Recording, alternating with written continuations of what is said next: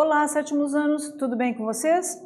Eu sou a professora Rosilda Menger, o nosso intérprete Ezion, e nessa aula nós vamos falar sobre as capitanias hereditárias. Tá? Então vamos ver qual o objetivo da nossa aula de hoje. Compreender o início do processo de colonização e da administração política portuguesa na América. Tá? Veja, vamos retomar um pouco, né? Você lembra quais os motivos que levaram a monarquia portuguesa a decidir pela colonização do Brasil? Você sabe quando e onde foi fundada a primeira vila do Brasil? Então nós vamos entender o que levou a coroa portuguesa a decidir colonizar o Brasil. Então nós vimos o período pré-colonial da exploração do pau-brasil e agora nós vamos entender por que eles decidiram colonizar essas terras aqui, tá? A ameaça de exploração do território pelas expedições francesas e a impossibilidade de vigiar o litoral, que é tão extenso, levou a monarquia portuguesa a colonizar o Brasil.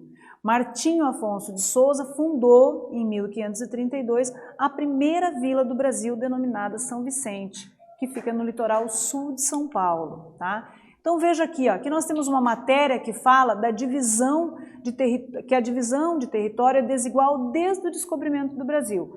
Ou seja, a questão da terra no Brasil sempre levantou vários tipos de discussão, né? Por quê? Porque, na verdade, essa divisão sempre foi desigual. O que você sabe sobre a distribuição de terras no Brasil? Como que aconteceu isso, né? Então aqui fala ocupações, grilagens, reforma agrária, conflitos fundiários e tantos outros termos relativos recheiam os noticiários atuais a respeito da divisão de terras, né? Então aqui as capitanias hereditárias, né? Por que foi decidido? Então, a partir do momento que o rei de Portugal percebeu que se eles não colonizassem essas terras, elas poderiam ser invadidas por outros povos, eles decidiram colonizar. Mas de que forma que eles decidiram fazer isso? Então, o rei de Portugal decidiu que dividiria o território brasileiro em faixas de terras, né, e destinaria a donatários. Seria, então, as capitanias hereditárias, né? Então, ó, estudar a constituição das capitanias hereditárias pela monarquia portuguesa nos permite compreender o início do processo de colonização, administração e exploração econômica das terras brasileiras e o impacto sobre as sociedades indígenas, tá? Então aqui as capitanias hereditárias, ó, né? O processo de colonização da América Portuguesa. Em 1534, o rei de Portugal dividiu o território colonial em 15 faixas, as capitanias hereditárias. 15 imensas faixas de terras entregues aos capitães donatários. E aí aqui, ó, você sabe o que é um direito hereditário? Por que tem essa pergunta ali na aula? Porque, na verdade, essas capitanias eram hereditárias, ou seja, os filhos dos donatários também teriam posse dessas terras, né? E eram faixas imensas, porque se nós observarmos no mapa, a gente observa que vai do litoral brasileiro até o meio do mapa do Brasil, que era o direito de posse das terras portuguesas, tá? Então, será que eles conseguiram ter êxito? Será que eles conseguiriam explorar toda essa quantidade de terra, né? É isso que nós vamos ver nessa aula. Então, aqui a primeira atividade. Observe o mapa ao lado. O que e quantas eram as capitanias hereditárias? Copiem essa questão no caderno de vocês, respondam e nós voltamos com a correção.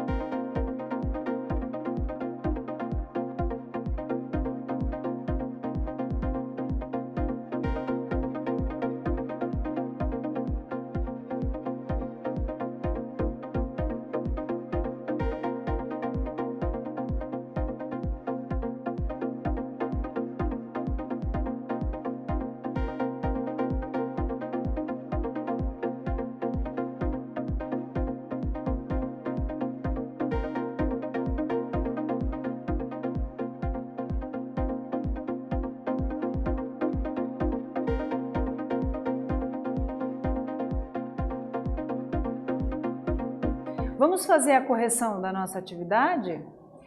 Observe então o mapa, né? O que e quantas eram as capitanias hereditárias, né? Eram 15 imensas faixas de terras entregues aos capitães donatários, tá? Então, quem eram esses capitães donatários? O rei de Portugal entregou a administração das terras a 12 capitães donatários, por meio da carta de doação. O rei de Portugal concedia o cargo de donatário e, por meio do foral, estabelecia os direitos e deveres. Aqui nós temos a imagem do Martim Afonso, donatário da colônia, da capitania de São Vicente. Veja, eu só quero fazer uma observação com relação a isso. Esses capitães donatários, eles não eram proprietários dessas terras. Eles não eram donos dessas terras. Eles receberam essas terras para que eles pudessem desenvolvê-las, tá? Mas não tinha uma escritura de propriedade dessas terras. A gente vai entender como que foi feito essa doação, né? O que dizia a carta de doação e o que dizia o foral, tá bom? Então aqui, ó, os deveres dos donatários, tá? Desenvolver o cultivo da cana-de-açúcar, expandir a fé cristã, organizar a defesa militar e estimular a ocupação portuguesa da terra. Ou seja, eles recebiam essas terras, mas eles tinham esses deveres aos quais eles tinham que desenvolver. Se eles não fizessem isso, essas terras poderiam ser tomadas deles de volta. Por quê? Porque eles não tinham tido êxito na administração, na posse dessa terra, tá? Veja que a fé cristã, ela está ali. Né? Como era um reino católico, então eles tinham que, além de cuidar militarmente, além de desenvolver a colonização e o desenvolvimento dessa terra, eles tinham que expandir a fé cristã, ou seja, os índios tinham que passar a professar a fé católica também, tá? E aqui os direitos, então nós vimos os deveres e os direitos. 5% do negócio do pau-brasil, cobrar impostos em rios e portos, julgar os habitantes da capitania com poderes para condenar à morte os índios, negros e homens livres pobres, conceder sesmarias a quem tivesse recurso para produzir riqueza e ter uma grande sesmarias. Mas, professora, o que é sesmarias? Então, eles ganharam essa faixa de terra imensa, né? E, obviamente, que eles não dariam conta de ocupar toda essa terra. Sesmarias eram fazendas, pedaços de terras dentro desta capitania. Então, o donatário, que tinha o dever de desenvolver aquela terra, ele também tinha suas sesmarias e podia doar sesmarias para quem tivesse condição de desenvolver, tá? Então, ou seja, delegava para outras pessoas desenvolver a totalidade da capitania que ele recebeu, tá? Então veja, nossa próxima atividade. Como se chama o documento pelo qual o rei de Portugal concedia o cargo de donatário? Que documento era esse, né? Como era esse documento? Então vocês vão copiar essa questão no caderno de vocês, vão responder essa questão e nós voltamos com a correção.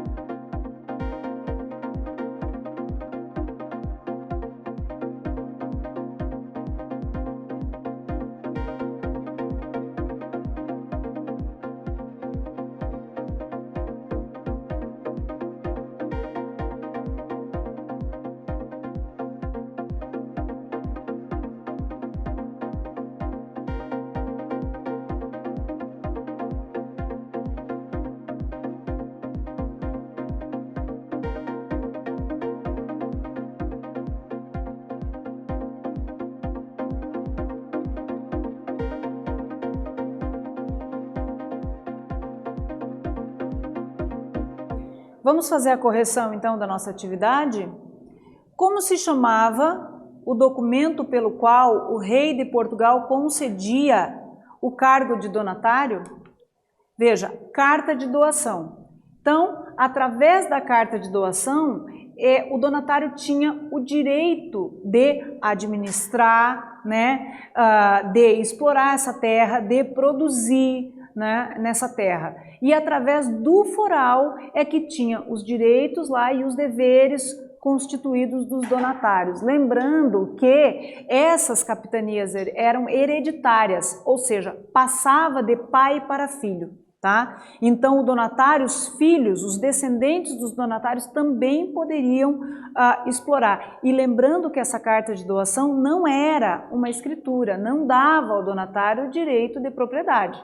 Ele precisava desenvolver essa capitania, ele precisava produzir riquezas nessa capitania, que nesse momento serão os engenhos de açúcar, né? Tanto que nós vimos ali que ele fala que ele tinha o direito de julgar até condenar à morte os índios, os negros e os pobres, ou seja, que viviam naquela capitania. Ele era a autoridade da capitania, né? Agora, se ele não desenvolvesse essa capitania, logo ele perdia o direito de posse dessas terras, tá? Então é importante a gente entender isso.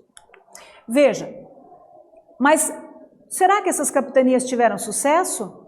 15 faixas de terras, né? Será que todos esses donatários, quem eram os donatários? Eles eram capacitados a administrar? Eles sabiam que aqui eles precisariam cultivar essas terras, uma vez que não tinham encontrado ouro nem prata? Né? Será que todos eles conseguiriam desenvolver e promover o lucro que a coroa portuguesa tanto queria? Então nós vamos ver que não foi bem assim, né? Veja, o fracasso das capitanias. Poucas capitanias tiveram sucesso esperado. A maioria delas fracassou pelos seguintes motivos, né? Pelos seguintes motivos. Falta de recursos de alguns donatários, grande extensão de terra para serem administradas, falta de comunicação entre as capitanias, tá? Resistência indígena à ocupação de suas terras e ataque de corsários, que eram navios piratas, né, que atacavam as terras. Então veja, vamos entender melhor essa questão do fracasso. Nem todo donatário tinha capacidade de gerir essas capitanias. Tinha condição, porque obviamente ele tinha que ter recurso para começar a produzir, para organizar o engenho, para começar o plantio da cana-de-açúcar, para depois então ele ter o lucro. Mas se ele não tinha recurso, como que ele ia começar a fazer isso? Se ele não conhecia nada da produção agrícola, como que ele ia fazer isso? Se ele não tinha habilidade de gestor, como ele ia fazer isso? Então, foram esses motivos que levaram ao fracasso, além da resistência dos indígenas, né? Que muitos indígenas resistiram quando os portugueses tentaram tomar suas terras, né? Atacaram os portugueses e alguns donatários também desistiram por esse motivo. Então veja, numa extensão territorial tão grande quanto a do Brasil, nessas 15 faixas de terra, vários foram os motivos que levaram ao fracasso, porque o donatário não era escolhido pela capacidade de gerir, de administrar, pelo conhecimento, não.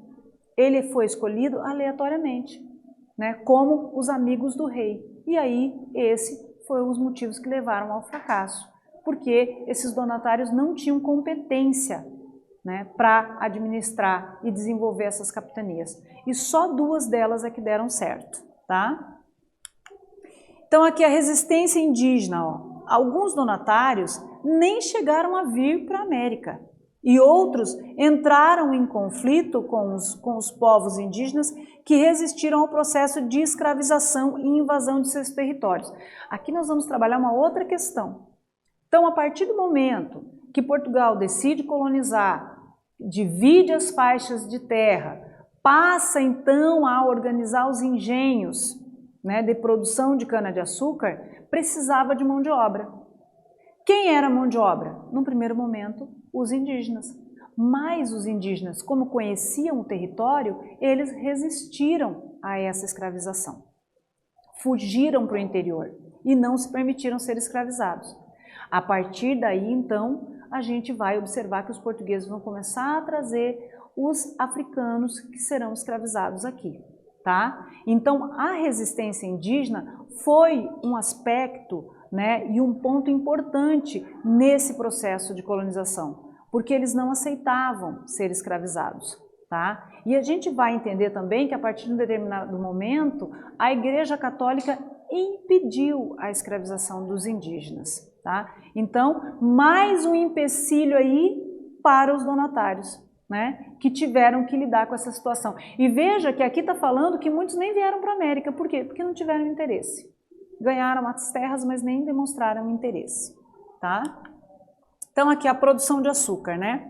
Inicialmente, apenas Pernambuco e São Vicente prosperaram. Posteriormente, a Bahia também se desenvolveu graças à cana-de-açúcar.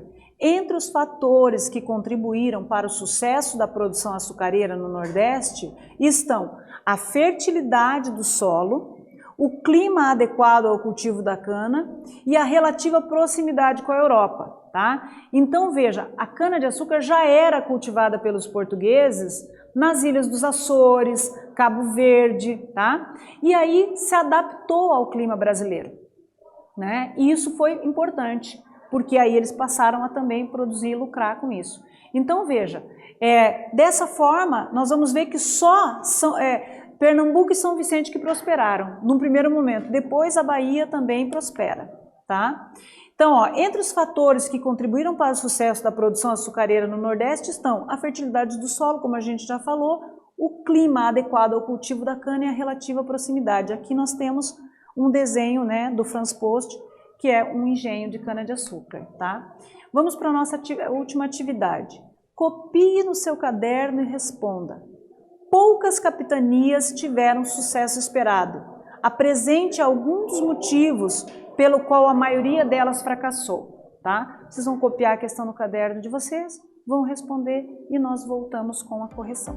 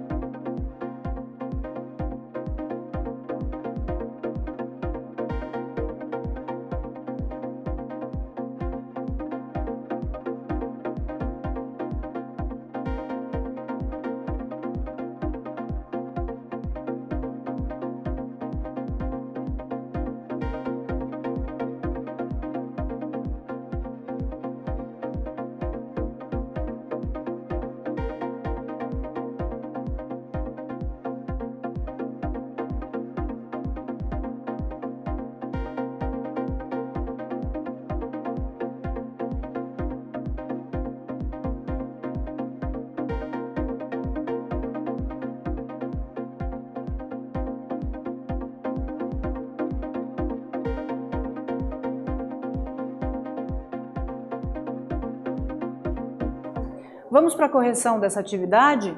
Então, poucas capitanias tiveram sucesso esperado. Apresente alguns dos motivos pelo qual a maioria delas fracassou. Pela falta de recursos de alguns donatários, grande extensão de terras a serem administradas, falta de comunicação entre elas, resistência dos indígenas à ocupação de terras e os ataques dos corsários. Tá? Foram esses os motivos. Vamos fazer a retomada na nossa aula? O que nós vimos nessa aula? Nós vimos as capitanias hereditárias, ou seja, a partir do momento que Portugal decide colonizar o Brasil, então eles dividem o Brasil, ou seja, a parte portuguesa, né, do Brasil, em 15 faixas de terras, doam aos donatários que têm o dever de desenvolver essas terras e produzir riquezas nessas terras. Vimos que só duas a princípio deram certo, que foi Pernambuco e São Vicente, né? Mas depois Bahia também se desenvolveu. Então aqui nós entendemos os motivos que não deram certo e quais as que funcionaram. Tudo bem? Eu espero que vocês tenham gostado e até a próxima!